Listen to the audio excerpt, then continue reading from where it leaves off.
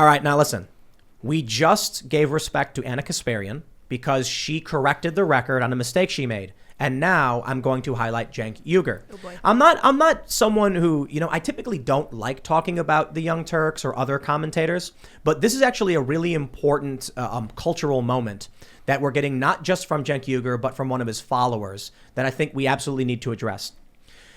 Cenk Uygur tweeted, "So Joe Rogan's show has now become a boring right-wing show. No real diversity of opinion. It's just insane conspiracy theories and right-wing lies, like every other Alex Jones and Tucker Carlson-like show, and it's obvious he doesn't want to be challenged on his ideas anymore." The Democrats just lost miserably in a series of elections. In Virginia, notably due to critical race theory, suburban housewives, white suburban women, voted for the Republican. Critical race theory plays poorly with, working class Normal individuals people. and suburbanites. We saw a state senator who spent only $153 win without campaigning against the incumbent Democrat who refused to concede until today. He's like, okay, I accept that I lost. Because people just said, I'll take a ham sandwich if there's an R next to it.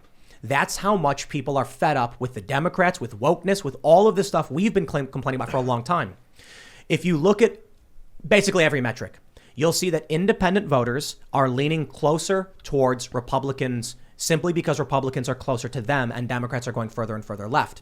Pew Research put out a political tribes chart.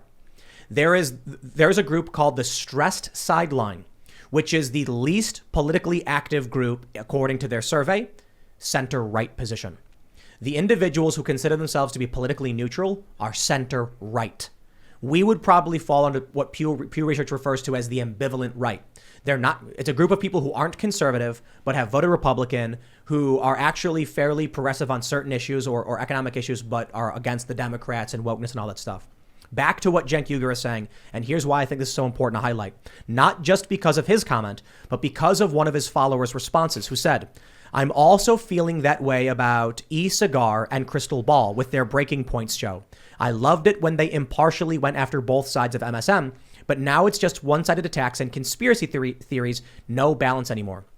My response was, as Democrats begin to lose and moderates are shown to be closer politically to the right because the left has gone so far left, a breakdown among the left ensues. Cenk Uygur's only response is, because he's built up his audience around chasing this fringe, unpopular ideology, is, it's not me who's wrong. It's everyone else who just voted against us. And his follower says, that's right, Crystal Ball and Cigar, who are very, Crystal Ball's progressive. Yeah. No, they're far right now because they're telling the truth. Yeah. They're breaking down. Yeah, it's amazing. I mean, we've been talking on this show for a long time. I've been talking about it, that the CRT in schools is going to be the biggest red pill delivery service that we've seen. And it clearly played out that way. We've been talking about that Red pill delivery service. For 2 years. I mean, when your daughter comes home from school and wonders if she's a racist because of what they're talking about in class, that's going to get Mama Bear activated. And I also just want to give some big shout outs to some friends of ours, Corey DeAngelis and Christopher Rufo. Boy, James Lindsay, of course. And, but all of us here have been hammering all this stuff for a long time. Dude, they had a huge hand in what happened in Virginia, Absolutely. And it really shows. And thank goodness, because I love Virginia and I want it to be red. It really shows that what we need is a big network of people that aren't necessarily on the same campaigns and aren't necessarily getting paid by the same people and aren't necessarily totally aligned.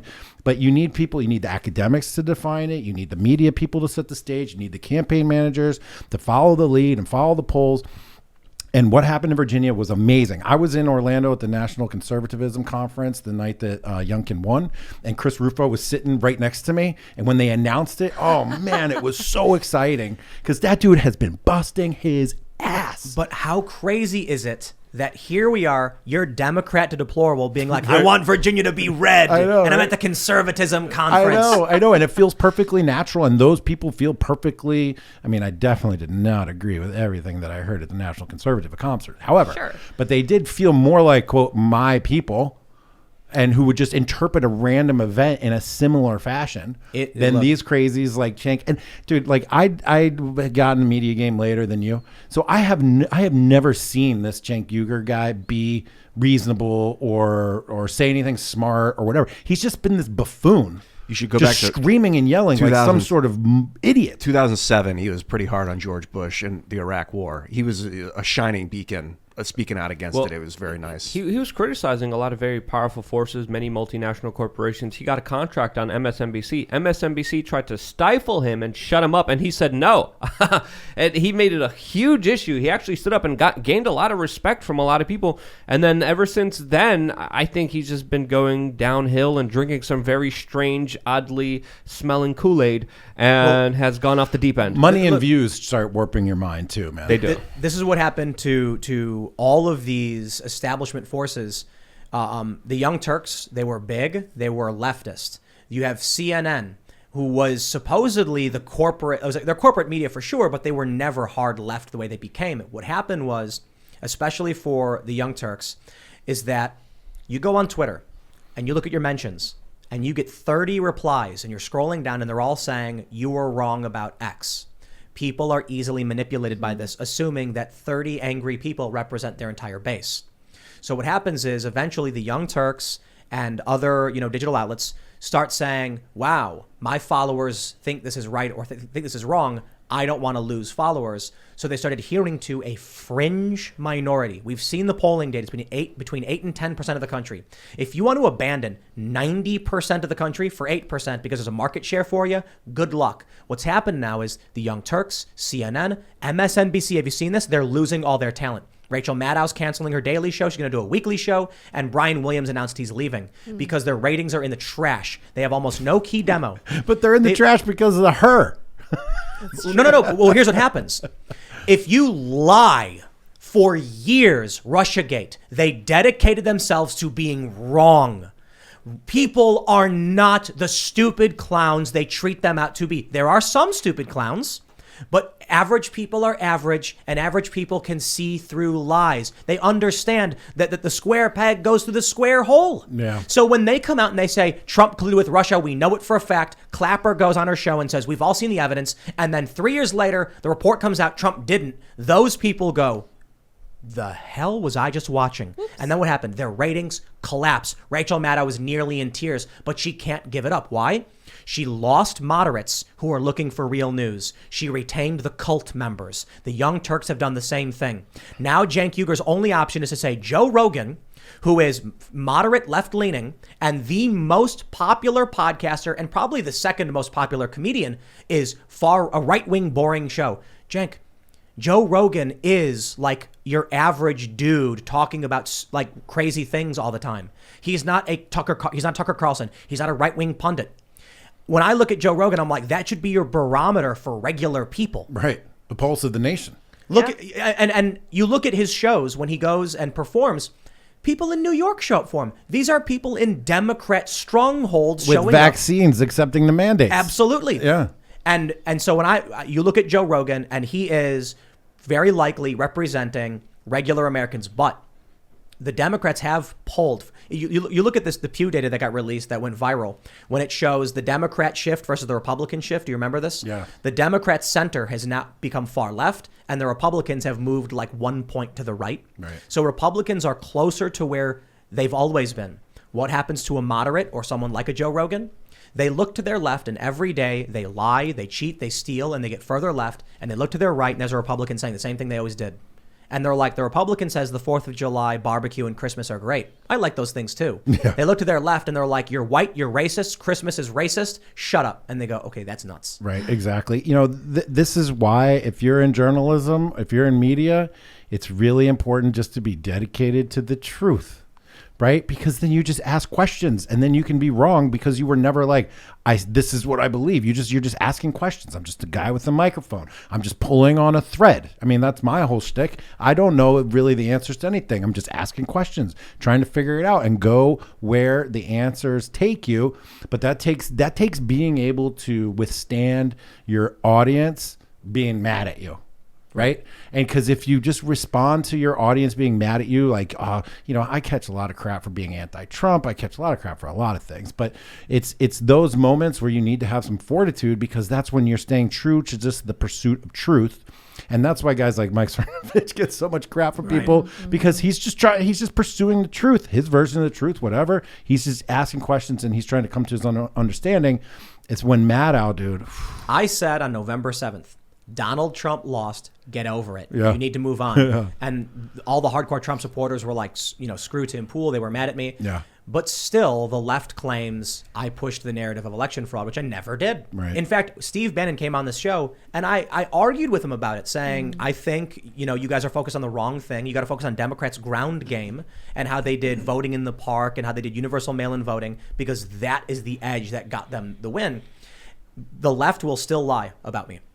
So here's one of the challenges. I'll use the example of the Rittenhouse case. One of the challenges with believing in America, the judge, his ringtone was proud to be an American. Yes. What does that mean? It means he'll be biased for the I was left. going to say it's not good. Yeah. It means he's biased for the left. For the left. For the left. Why do you say that? Because he truly believes in the justice system. He's going to allow prosecutorial misconduct because he wants there to be a jury trial, because the jury trial is the American thing to do. So as the left, the prosecutor lies, cheats, and steals, he'll say it is the American value to give an equal opportunity to everyone.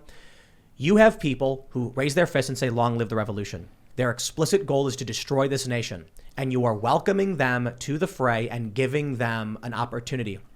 I thought about this, and this is what you'll get. A leftist revolutionary sect and Democratic establishment authoritarians who will cheat and use your good faith to continue doing it. Definitely. So my thought was kind of, we should only extend the values of our justice system to those who uphold it equally for us as well. If we believe in the Bill of Rights and the Fifth Amendment and Second Amendment, why would we give people an opportunity to take those rights from us? What I mean to say is, if we believe in the right to remain silent in a fair trial, and someone walks in and says, I will not give you that same benefit, but I demand it of you, we should respond with no. Either we all agree these are the rules, or we won't apply them to you if you don't want them. To simplify it even further, if you don't believe in free speech, why would I defend your right to free speech? You don't believe in it. I'll give you the respect you've asked for. That's a tough one, man. The issue is, I mean, I hear what you're saying. But like the right to, that's tough. But those are the most egregious circumstances that free speech has to be supported. Yep. Is even for people that don't believe in it, right? Even for people that are acting insane, for people that are doing the dumbest, craziest things that you could possibly think of. Then that's why guys like Mark Randazza are amazing, because they go out there and defend those kind of people. I agree, but there's a line. Yeah. There have been a few pundits who have pointed out that one of the problems with conservatives and the more libertarian-minded people on free speech is that they're unwilling to accept any limitations on speech in pursuit of free speech, which is the wrong thing to do. Well, we need to recognize that there are certain limits culturally that we're not willing to accept, and then call out the left for violating these same limits and not respecting the free speech that they demand. To put it simply, there's that paradox of intolerance where they say if you tolerate intolerance, then the intolerant win. And that's not necessarily untrue. Right. We all need to agree on the rules and then operate within those rules. If someone seeks to destroy our rights and attack our way of life, we should not, give them, equal opportunity. We should not open the door for them, to put it simply. To wrap this all up, my point is, the judge in the Rittenhouse case knows they're breaking the rules, has yelled at the prosecutors, but is still, as someone who believes in America and is proud, will uphold these systems which benefit those who lie, cheat, and steal and are seeking to destroy the very system that is protecting them. It is a paradox. It just means that we can't be absolute in our defense of egregious actors. We certainly will protect their free speech and act in good faith, but when it becomes apparent that they're trying to destroy the system, we say, okay, we can't tolerate your attempt to destroy free speech. So that logic, do the 9/11 suicide bombers, do they deserve a fair trial? Absolutely. Okay. So I think what I mean to say is, and I think, Ian helped my understanding of this. He had some good questions about the ethics of vaccine lockdown, of mandates and lockdowns when you brought up Ebola and what people's rights are. There's a point where if there was an airborne Ebola, everyone in this room would be like, lock it all down, right? Like an 80% mortality of people coughing and their insides are liquefying and you're watching it happen. We'd all be like, lock it. We'd be freaking out. Yes. Yeah. But to varying degrees. So then, I started to think that for the most part, it's really about how much you're willing to tolerate in terms of sacrificing freedoms, because everybody's willing to give up something if something is, give up some of their freedoms if it's egregious enough.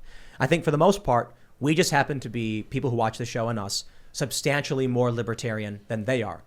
So they're more likely to take away people's rights. We won't tolerate that. But a really good point that was made that I think will help people understand this is that someone said to Tucker Carlson, you would not allow someone to come on your show and make racist comments. And Tucker said, you are correct. He's like, right, we agree. There are limits on acceptable speech. It's a good point. The legal limits should not be banning hate speech, but the culturally acceptable limits exist. In which case, we need to enforce culturally our ideals and tell people who would say revolution, nothing less, by any means necessary, that we will not accept that culture. Thanks for checking out this segment from the Timcast IRL podcast. If you want to watch live, you can check out this channel Monday through Friday at 8 p.m. And don't forget to smash that like button, subscribe to this channel, and if you want more unfiltered and uncensored content with all of these guests, go to timcast.com and become a member. All of these guests you know and love in exclusive segments on our website where we are unrestricted in what we talk about, so you'll definitely not want to miss it. Thanks for hanging out. We'll see you all next time.